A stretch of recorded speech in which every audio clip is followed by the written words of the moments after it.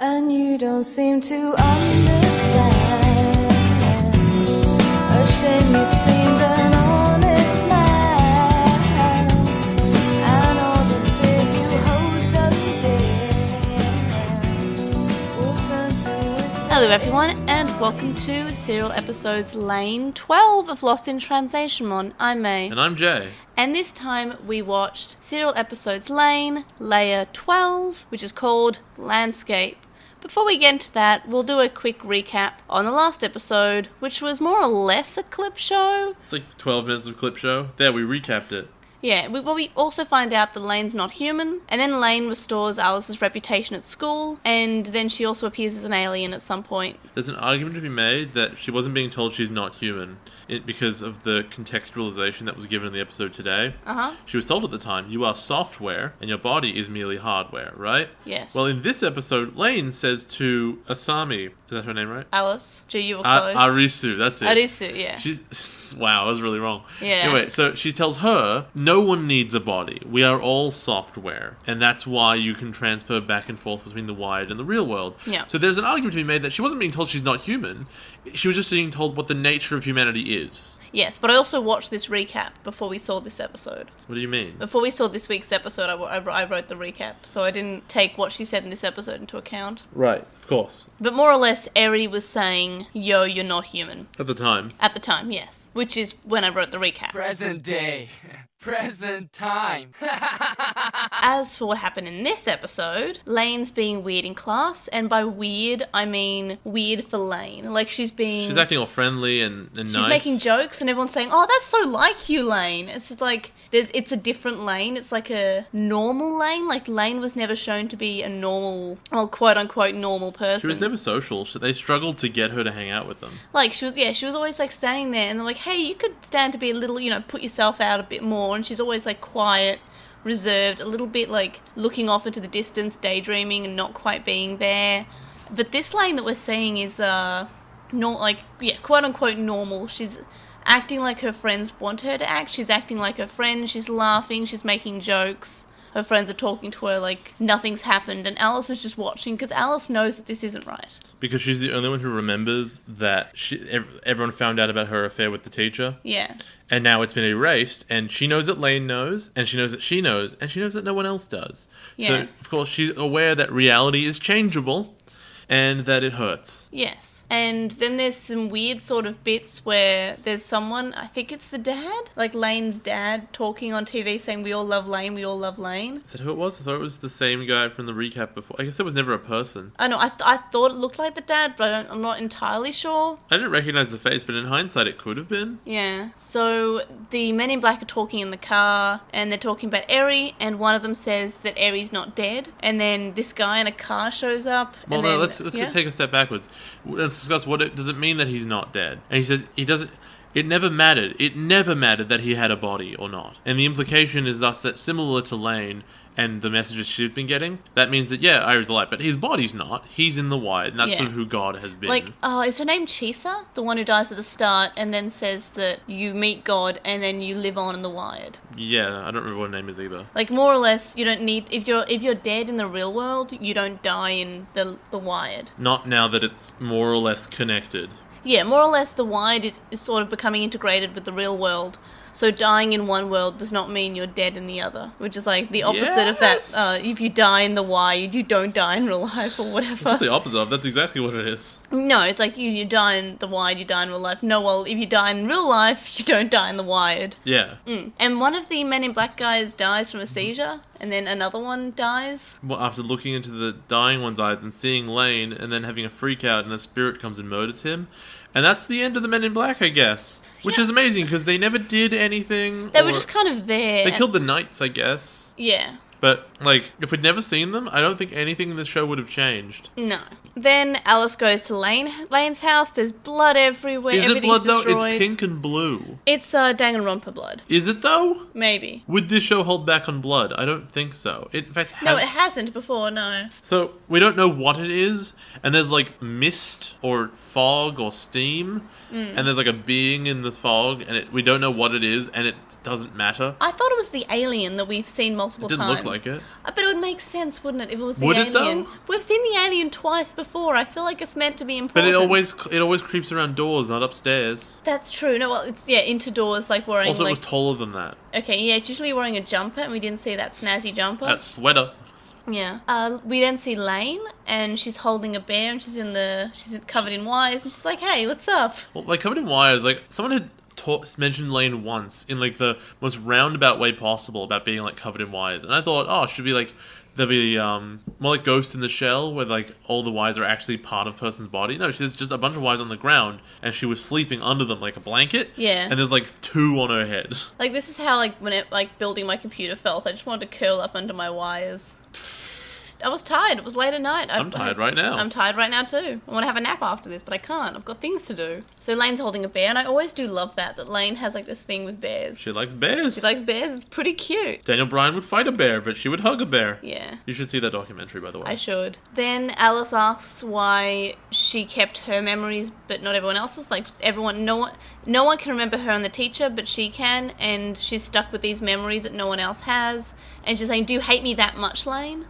Because it's like, oh, do you want me to suffer? And Lane's like, no, I didn't think this through at all. Yeah, and Lane says, "You're my only friend, and I love you." And Alice is kind of freaking out a bit. She's saying, "I don't understand what you're saying," because Lane's crapping on about like, "Oh, we're all programs, and you're all applications." And So no one needs a body. And Alice moves forward and kind of strokes her a little bit. It's like, "Oh, Lane, sweetie, I don't know a word of what you're saying." I don't understand what you're saying, but I know you're wrong, is the best quote. Like, honestly, this was what, 2002? Yes. I don't think I heard the word application back in 2002. Again, it might be a translation thing. No, but... it's application. Oh, okay, She right. said it. She said the romanized version. I wouldn't I'm know. just like, whoa. Like, I too would be like, I don't know what that is. Because, like, I only heard about the word application when it came to the iPhone in maybe 2009. The iPhone didn't come out in 2009, did it? I feel like it did. I feel like I was in, like... I thought it was like 2005. No, I feel like I was in high school. Like, later on in high school. Like, maybe the middle part of high school. So, like, maybe year 9 and 10. Holy crap. Maybe Yeah, 2008. But I don't think it was that... I know that, like, I had, like, an iPod. I feel like the first one came out when I was in like year 6 or something. No, it mustn't have been. Everyone I knew had like Nokia 3315s back then. No, everyone you knew had it because the iPhones were really expensive back then. I don't think so. Anyway, so she says this, and Alice says, "Nah, mate, nah. You're still alive, and so you should be." And then Lain starts to have a conversation with God in front of her, and it gets real weird real quickly. 2007 was the first iPhone, so I was in year 8. I got closer. 2005. I said 2009, 2010. Yeah, It I was said in the- it's in the 2005 middle, and it's in the middle. 6. Though it was the middle of 2007, so I was, and then that was the first gen, and then 3G came out in 2008. Okay. Yeah, continue. Fact checking in the middle of the show ruins the podcast. So she's talking to God, and God's like, no, everything I told you was right. And Lain just goes, "Hey, so about this whole God thing, are you sure you're God?" And he looks like he's been punched in the face. Yeah. And then she's like, at some point you were just a body as well. At which point, who was God then? And he's like, because his belief in himself is shaken, I guess. I guess that's what we're to take from this. And Alice is watching the whole thing like she's freaking out, and her best friend is talking to God. You know how you would feel if your best friend started talking to God in front of you. Yes. Well, she has completely legitimate reactions to what's going on. Like, she starts shaking, like, yeah, that's fair enough. I think this whole scene is contextualized really well. Is if you rewatch it, but you just imagine that Alice doesn't know anything that has happened to Lain and just thinks her friend is suicidal. Yes, basically. You don't need a body. It's like, no, you do, actually. Don't worry about it. You can live on the internet. No, Lain. No, Lain. You don't die.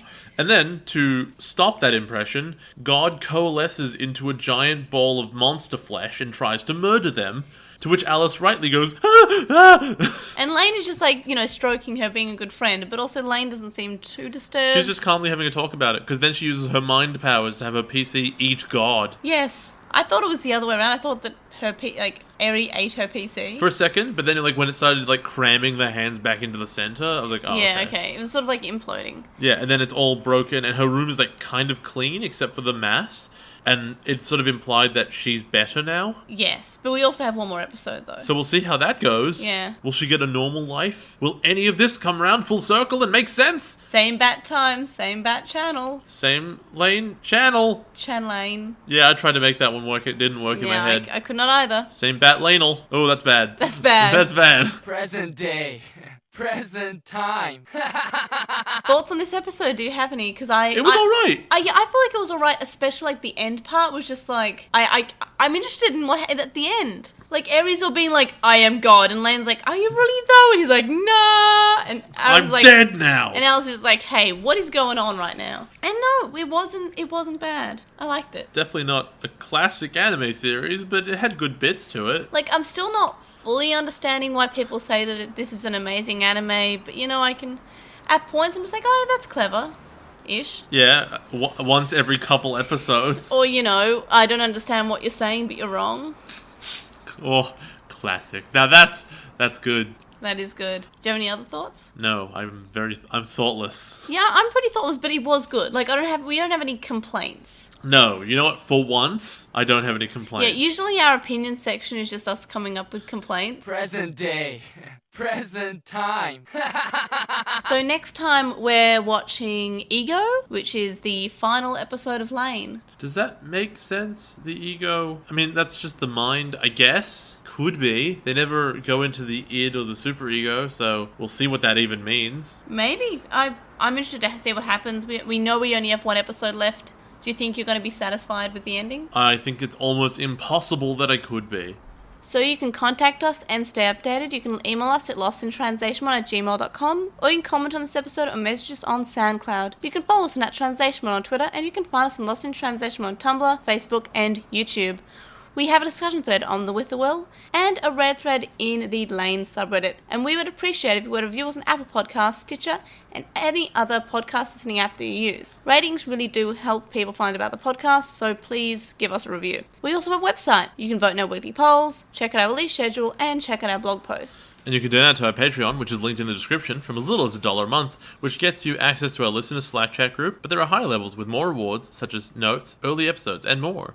And thank you to our current Patreon supporters, Sam Krieger, who has a podcast called The Moncast, Metal Mamemon, Joe, Anime Guy, who is Anime Guy Kurosaki and the #1 on YouTube, Chuckmon, Hiro Olato, who's at Hiro Olato on Twitter, Jason Morosky, Ryuchi, who's Frost Magic, an archive of our own, Stephen Reeves, who's at WildLink64 on Twitter, Kaidawashi, Mac, Noam, Riku, Chisai, who you can follow at Chisai236 on Tumblr, Kyle, the Lady Bugman, whose anime blog you can find at bagoobaragadu at WordPress.com, Tom, Glitchgoat, Azrael McCool, Gene Hackmon, who hosts New World Sonata, a sci-fi fantasy audio drama podcast, Matthew, Anthony, who's at AntoClassic on Twitter, Lizmet, who's Lekmon on Tumblr, Sithobi, Elivorg, who's Elivorg on Tumblr, Sporky McFalkenspoon, who hosts a Digimon podcast called Going Digital, Megan, Kyliak, Neobu, the Time Optimist, Silverhead Freak 25, who's at SHF25 tweets on Twitter, Harvey, Nicholas, and Anthony. You can also make a one-off donation on our PayPal, which you found linked in the description. It is paypal.me/Edgemon. Make sure to listen to the podcast. See you guys next time for our final Lain episode. Bye! Bye! Hey.